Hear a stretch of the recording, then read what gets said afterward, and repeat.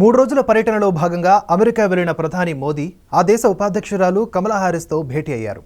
ఈ సందర్భంగా ఇద్దరు నేతలు ద్వైపాక్షిక అంశాలపై చర్చించారు. దేశంలో కరోనా రెండో దశ మహమ్మారి ఉధృతి సమయంలో సహకరించిన అమెరికాకు మోదీ ఈ సందర్భంగా కృతజ్ఞతలు తెలిపారు. అలాగే కమలా హారిస్ను ప్రధాని మోదీ భారత పర్యటనకు ఆహ్వానించారు. అమెరికా ఉపాధ్యక్షురాలిగా కమలా హారిస్ గెలవడం చరిత్రాత్మకమని ప్రధాని మోదీ కొనియాడారు. ప్రపంచానికి కమలా హారిస్ ఒక స్ఫూర్తిదాయకమైన వ్యక్తి అని చెప్పారు. బైడెన్ కమలా హారిస్ నేతృత్వంలో ఇరు దేశాల ద్వైపాక్షిక సంబంధాలు ఉన్నత స్థానానికి చేరుకుంటాయని ఆశిస్తున్నానన్నారు. ప్రపంచం కఠినమైన సమస్యను ఎదుర్కొంటున్న సమయంలో ప్రెసిడెంట్ బైడెన్ మీరు అధికారంలోకి వచ్చారు. అయినప్పటికీ చాలా తక్కువ సమయంలో కరోనాను అదుపు చేయడంతో పాటుగా చాలా విజయాలు సాధించారని మోదీ చెప్పారు.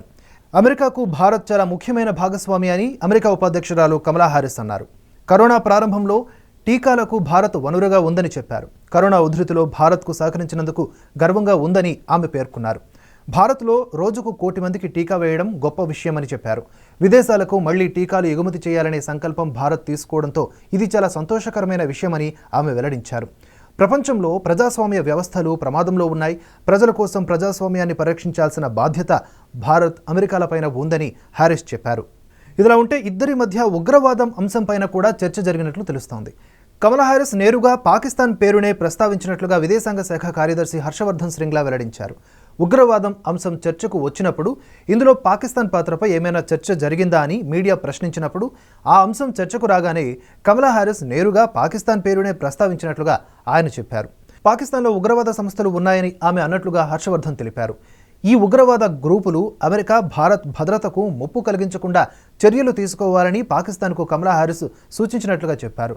ప్రపంచంలో ప్రజాస్వామ్యానికి ముప్పు వాటిల్లుతున్న నేపథ్యంలో మన 2 దేశాల్లో ప్రజాస్వామ్య విలువల్ని, సంస్థలను కాపాడాల్సిన అవసరం ఉందని కమలా హారిస్ అభిప్రాయపడినట్లుగా తెలిపారు. 2 దేశాల ప్రజల ప్రయోజనాల కోసం ప్రజాస్వామ్యాలను బలోపేతం చేయాలని కూడా పిలుపునిచ్చారు.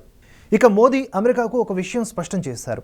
ఉగ్రవాదంలో పాకిస్తాన్ పాత్ర గురించి సుమోటోగా స్వీకరించాలని స్పష్టం చేస్తూ ఆ దేశంలో ఉగ్రవాద గ్రూపులు పనిచేస్తున్నాయని, అమెరికా, భారత్ భద్రతలపై ఇస్లామాబాద్ ప్రభావం పడకుండా చర్యలు తీసుకోవాలని ప్రధానమంత్రి నరేంద్ర మోదీ అమెరికాకు సూచించారు. అంతకుముందు ఆస్ట్రేలియా ప్రధాని స్కాట్ మారిసన్, జపాన్ ప్రధాని యోషిహిదే సుగాతో మోదీ సమావేశమయ్యారు. అమెరికా పర్యటనలో మోదీ కలవడం సంతోషంగా ఉందని ఆస్ట్రేలియా ప్రధాని మారిసస్ అన్నారు. ప్రధాని మోదీ ఆస్ట్రేలియాకు మంచి ఫ్రెండ్ అని చెప్పారు. కరోనా తర్వాత ఇరువురు నేతలు ప్రత్యక్షంగా కలవడం ఇదే మొదటిసారి. కాగా ద్వైపాక్షిక అంతర్జాతీయ అంశాలపై జపాన్ ప్రధాని సుగాతో మోదీ చర్చించారు. ఇండో పసిఫిక్ ప్రాంతంలో భవిష్యత్తు కార్యాచరణపై ఇరువురు నేతలు మాట్లాడుకున్నారు. గత ఏడాది సెప్టెంబర్లో షింజో అబే నుండి ప్రధాని పగ్గాలు చేపట్టిన తర్వాత సుగాతో ప్రధాని మోదీ తొలి వ్యక్తిగత సమావేశం ఇదే కావడం విశేషం. అంతకుముందు అమెరికాలోని టాప్ కార్పొరేట్ సంస్థల సీఈఓలతో కూడా వేరువేరుగా మోదీ భేటీ అయ్యారు. Qualcomm, Adobe, First Solar, General Atomics, Blackstone సీఈఓలతో చర్చించారు. India, of course, is a very important partner to the United States. Throughout our history, our nations have worked together, have stood together to make our world a safer and stronger world. Mr. Prime Minister, when you and I last spoke in June, we talked about how our world is more interconnected and interdependent than ever before. And the challenges that we face today have highlighted that fact, be it COVID-19, the climate crisis, and the importance of our shared belief in a free and open Indo-Pacific region. On COVID-19, our nations have worked together. Early in the pandemic, India was a vital source of vaccines for other countries. When India experienced a surge of COVID in the country, the United States was very proud to support India in its need and responsibility to vaccinate its people. And I welcome India's announcement that it will soon be able to resume vaccine exports. It is of particular note and admiration that India, I'm told, is currently vaccinating approximately 10 million people a day as of today. On the issue of the climate crisis, I know that India and you take this issue quite seriously. The President and I believe very strongly that the United States working together with India can have not only a profound impact on the people of our respective nations, but on the world itself. And as it relates to the Indo-Pacific, the United States, like India, feels very strongly about the pride of being a member of the Indo-Pacific, but also the fragility and the importance and strength as well of those relationships, including maintaining a free and open Indo-Pacific. Finally, as democracies around the world are under threat, it is imperative that we defend democratic principles and institutions within our respective countries and around the world, and that we maintain what we must do to strengthen democracies at home. And it is incumbent on our nations to, of course, protect democracies in the best interest of the people of our countries. And Mr. Prime Minister, I look forward to discussing how our nations can continue to best work together to strengthen our relationship around our mutual concerns, around the challenges we face, but the opportunities that those challenges also present. I know from personal experience and from my family of the commitment of the Indian people to democracy and to freedom, and to the work that may be done and can be done to imagine and then actually achieve our vision for democratic principles and institutions. Thank you. Excellency, सबसे पहले तो मेरा और मेरे delegation का बहुत ही गर्मजोशी से स्वागत करने के लिए मैं आपका हृदय से बहुत बहुत आभारी हूं। कुछ महीने पहले आपके साथ टेलीफोन पर विस्तार से बात करने का मुझे मौका मिला था और बहुत ही आत्मीयतापूर्ण और बहुत ही स्वाभाविक तरीके से आपसे जो संवाद करने का मुझे अवसर मिला वो मुझे हमेशा याद रहेगा और मैं इसके लिए बहुत आपका आभारी हूं।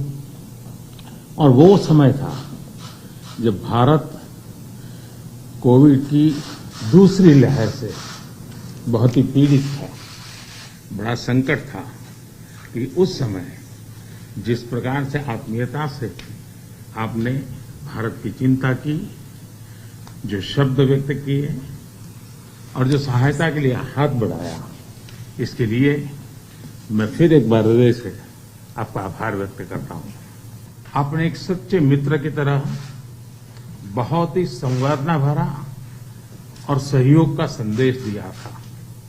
उस समय अमेरिका की सरकार, कंपनी और इंडियन कम्युनिटी सभी मिलकर के भारत की सहायता के लिए एकजुट हो गए थे। एक्सेलेंसी, राष्ट्रपति बाइडेन और आपने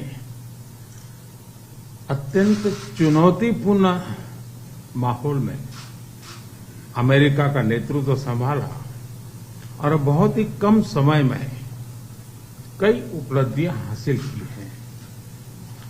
कोविड हो, क्लाइमेट हो या फिर क्वाड, सभी पर अमेरिका ने बहुत ही महत्वपूर्ण इनिशिएटिव लिए हैं।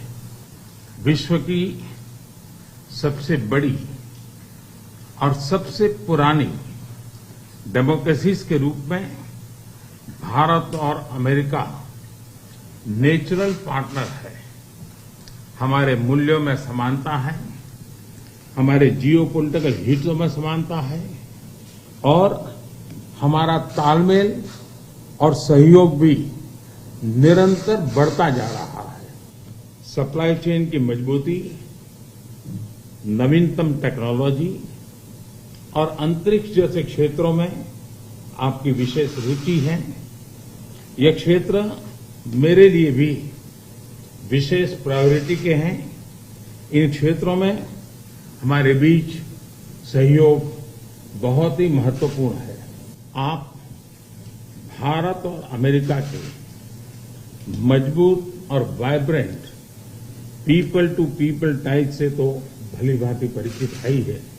4 मिलियन से भी ज्यादा भारतीय प्रवासी हमारे देशों के बीच मित्रता के सेतु हैं।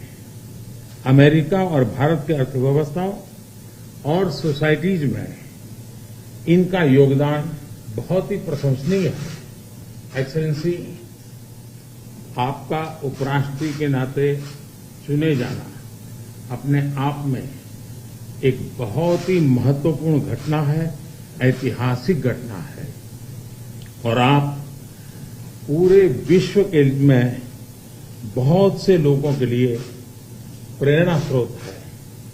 मुझे पूरा विश्वास है कि राष्ट्रपति बाइडेन और आपके नेतृत्व में हमारे संबंध नई ऊंचाई हासिल करेंगे। एक्सेलेंसी, आपकी ये विजय यात्रा ऐतिहासिक है। भारत के लोग भी चाहेंगे कि भारत में आपकी इस ऐतिहासिक विजय यात्रा को सम्मानित करें, आपका स्वागत करें। इसलिए मैं आपको विशेष रूप से भारत आने का निमंत्रण देता हूं। फिर एक बार इस वार्म स्वागत के लिए मैं आपका हृदय से बहुत बहुत आभार व्यक्त करता हूं। Thank you, Mr. Prime Minister, and welcome to you. Thank you. Thank you. Vice President, you